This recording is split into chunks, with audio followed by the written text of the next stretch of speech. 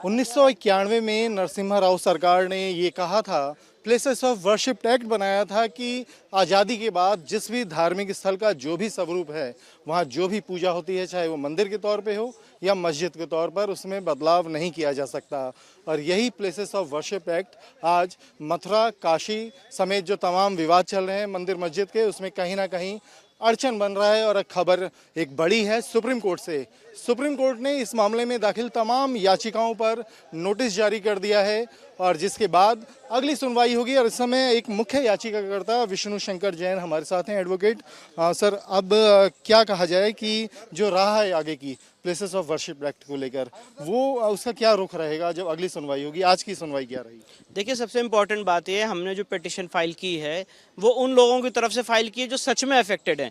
विश्व भद्र पुजारी पुरोहित महासंघ, जो एक प्रीस्ट की बॉडी ऑल ओवर इंडिया, उन्होंने पिटिशन फाइल किया और उनका कहना यह है कि जो places of worship act section 4 sub clause 2 है वो अनकॉन्स्टिट्यूशनल है, क्योंकि ये हिंदू समाज के लोगों का कोर्ट जाने का अधिकार छीनता है। और जो भी केस इस एक्ट आने से पहले फाइल थे वो सारे केसेस को अबेट कर दिया by section 4 sub clause 2 of this act.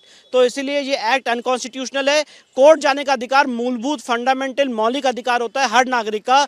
और ये कैसे हो सकता है कि इस देश में वक्फ एक्ट में सेक्शन 40 के तहत असीमित अधिकार वक्फ बोर्ड को हो किसी भी संपत्ति को वक्फ संपत्ति घोषित करने के लिए, उसके अगेंस्ट वक्फ ट्राइब्यूनल जाने के लिए, हाई कोर्ट जाने के लिए, सुप्रीम कोर्ट जाने के लिए। और सेम तौर पर जो इस देश का बहुसंख्यक समाज है उसको अपने आराध्य की भूमि को वापस लेने के लिए अगर कोई सिविल सूट भी फाइल करना है तो वो भी नहीं फाइल कर सकता है। इस देश में हिंदू समाज के लोगों को सेकंड ग्रेड सिटीजन बनाया गया है। ये सारी प्लीडिंग्स को लेकर सुप्रीम कोर्ट के पटल पे हम गए थे। माननीय सुप्रीम कोर्ट की 3 जजेस पीठ ने आज इस मामले में नोटिस जारी किया और ये डायरेक्ट किया है कि इस मामले की इंपॉर्टेंस को देखते हुए कि इस मामले को 3 जज बेंच के सामने ही लगाया जाएगा। 11 अक्टूबर को इसकी सुनवाई होगी। केंद्र सरकार 2 हफ्ते के अंदर अपना जवाब देगा। 1 हफ्ते का समय में दिया गया उसका रिजॉइंडर देने के लिए। एक बड़ा सवाल आता है कि जब प्लेसेस ऑफ वर्शिप एक्ट को लेकर 1 साल पहले भी नोटिस जारी हुआ था, इसकी वैधता के ऊपर सवाल आ रहा है। तो अब जब जमीयत आज कोर्ट में पेश हुई, जमीयत उलमा हिंद के वकील, वो इसके समर्थन में आए कि इस पर रोक ना लगाई जाए। उन्होंने निचली अदालतों में जो विवाद चल रहे हैं उस पर भी कहीं ना कहीं रोक लगाने की मांग की। हालांकि सुप्रीम कोर्ट ने कह दिया कि जो निचली कोर्ट में जो भी सुनवाई चल रही है उस पर रोक नहीं लगाई जाएगी। इसको कैसे देखते हैं? देखिए, बहुत बड़ी इंपॉर्टेंट बात है, क्योंकि जमीयत उलमा हिंद यही चाहती है कि जो भी सिविल सूट्स फाइल चल रहे हैं वो लंबे चलते रहें।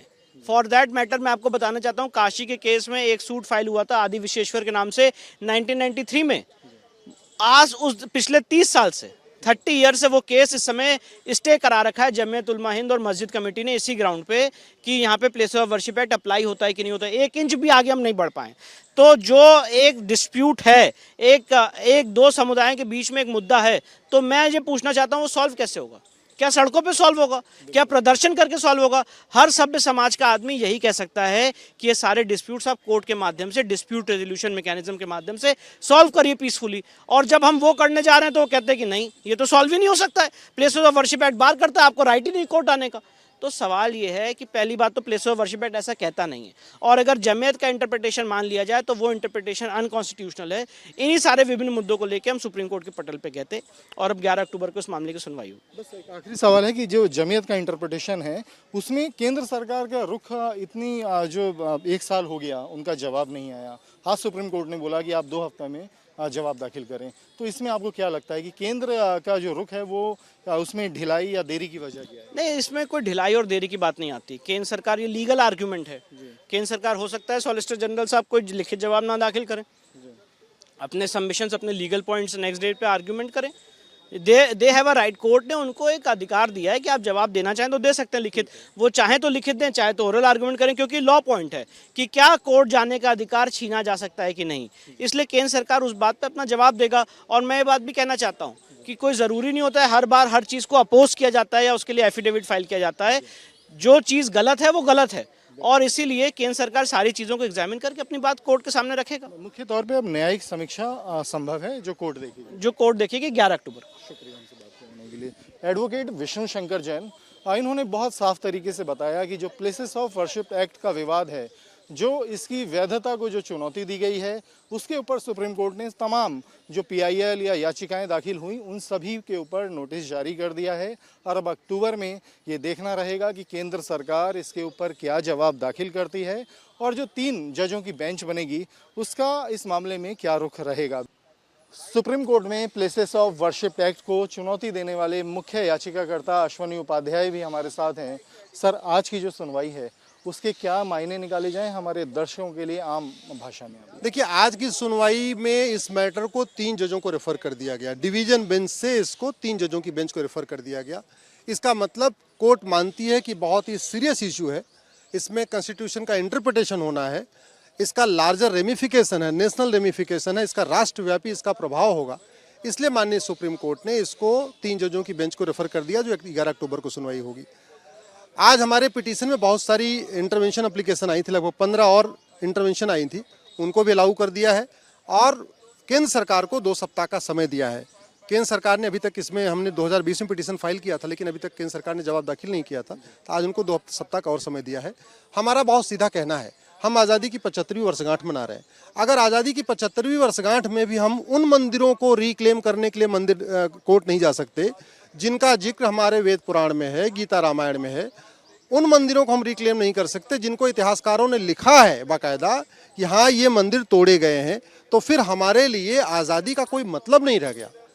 फिर तो हमारे लिए, फिर तो हम गुलाम के गुलाम रह गए। अगर हम अपने मंदिरों के लिए, भाई हम लाठी डंडे लेकर कहीं बाहर जा नहीं रहे, हम जबरदस्ती कहीं कब्जा कर नहीं रहे, हम तो कह रहे हैं भाई कोर्ट के जरिए हल हो जाए। लेकिन सरकार ने इस कानून को बना के हमारा कोर्ट का दरवाज़ा बंद किया हुआ है। और जब ये कानून 1991 में बना था, उस समय बीजेपी की तरफ से उमा भारती जी ने लोकसभा में इसका बहुत तगड़ा विरोध किया था, राज्यसभा में अरुण जेटली जी ने इसका बहुत तगड़ा विरोध किया था। शायद केंद्र सरकार इसीलिए इसका जवाब विरोध नहीं कर पा रही है, जवाब दाखिल नहीं कर रही है, क्योंकि बीजेपी का स्टैंड शुरू से था कि 1991 का एक्ट गलत है। भाई लोकसभा की आप जेटली जी की, उमा भारती की बहस देखिए और राज्यसभा की आप जेटली जी की बहस देख लीजिए। उन्होंने तो बोला था आप तो बहुत काला कानून बना रहे हैं, और जेटली जी ने 1991 में कहा था ये कानून आप पास तो कर रहे हैं अपने बहुमत के आधार पे, लेकिन ये कोर्ट में जाएगा तो कोर्ट में टिकेगा नहीं। ये भविष्यवाणी जेटली जी ने किया था। आप कानून के विरोध में आए, प्लेसेस ऑफ वर्शिप एक्ट के, जमीयत इसके समर्थन में पहुंची है, उनकी क्या दलील रही है और उस पर कोर्ट का क्या स्टैंड है? जमीयत का केवल एक दलील है कि अगर आप इस कानून को खत्म कर देंगे तो देश में मुकदमों की बाढ़ आ जाएगी। भाई जब 5 करोड़ मुकदमे हैं तो 500 मुकदमे और भी आ जाएंगे तो क्या फर्क पड़ता है? तो ये कोई दलील थोड़ी है। आप हमारे ऐतिहासिक धार्मिक स्थानों पे कब्जा करके बैठे हुए हो, वहाँ जबरदस्ती कब्जा करके बैठे हुए हो, वहाँ आप दुकान बना के बैठे हुए हो, दुकान को किराए पे उठा के आप किराया पैसा कमा रहे हो, और हमको आप बता रहे हो मुकदमे की बाढ़ आ जाएगी। अरे जैसे 5 करोड़ मुकदमे, ऐसे 500 मुकदमे और। सवाल तो ये भी है कि जो जमीयत की दलील है वो ये जाहिर करती है कि कहीं ना कहीं इसे रोकने के लिए जो तमाम कोशिशें हैं वो होती रहीं। और देखिए बहुत सीधी सी बात है, जमीयत के पास न तो काशी, मतलब मुस्लिम पक्ष के पास न तो काशी में कोई एविडेंस है, न मथुरा में कोई एविडेंस है उनके पास। वो जानते हैं कि अगर मुकदमा चलेगा तो वो काशी में भी हारेंगे, मथुरा में भी हारेंगे, भोजशाला में भी हारेंगे, भद्रकाली में भी हारेंगे, जौनपुर के अटाला में भी हारेंगे। जो ऐतिहासिक स्थान है जहां वो अवैध कब्जा करके बैठे हुए हैं वो सब हारेंगे। तो इसलिए वो लगातार चाहते हैं कि ये जो काला कानून है जिंदा रहे। वैसे ये पहली बार हो रहा है जहां मुस्लिम पर्सनल लॉ बोर्ड और जमीयत केंद्र सरकार के कानूनों का समर्थन कर रहे हैं। ज़्यादातर वो कानून मानते नहीं है, और वो भी तब जब इसकी वजह से कुछ मुकदमे 2 दशकों से पेंडिंग है प्लेसेस ऑफ वर्शिप। बहुत सीधी सी बात है, ये जो कानून है इसका इंटरप्रिटेशन अलग अलग कोर्ट अलग कर रही है। मथुरा की कोर्ट इसको अलग तरीके से इंटरप्रेट कर रही है, काशी की कोर्ट अलग तरीके से इंटरप्रेट कर रही है, भोजशाला की कोर्ट अलग कर रही है, भद्रकाली अहमदाबाद की कोर्ट अलग कर रही है, जौनपुर में अटाला अलग कर रही है। तो इसलिए इस कानून पे क्लैरिटी आनी जरूरी है। मेरा ये कहना है सरकार की ड्यूटी इल्लीगल एक्ट को इल्लीगल घोषित करना होता है, लेकिन सरकार ने ये कानून बना के बाबर, हुमायूं, तुगलक, औरंगजेब, गोरी, गजनी, लोधी के गलत कामों को लीगलाइज किया है। शुक्रिया हमसे बात करने के लिए। केंद्र सरकार द्वारा 1991 के बने कानून का विरोध सुप्रीम कोर्ट में तक पहुंचा हुआ है, जहां तमाम याचिकाओं पर नोटिस जारी है और अक्टूबर में अगली सुनवाई होगी। वीडियो जर्नलिस्ट संदीप के साथ अवनीश चौधरी, न्यूज़ नेशन दिल्ली।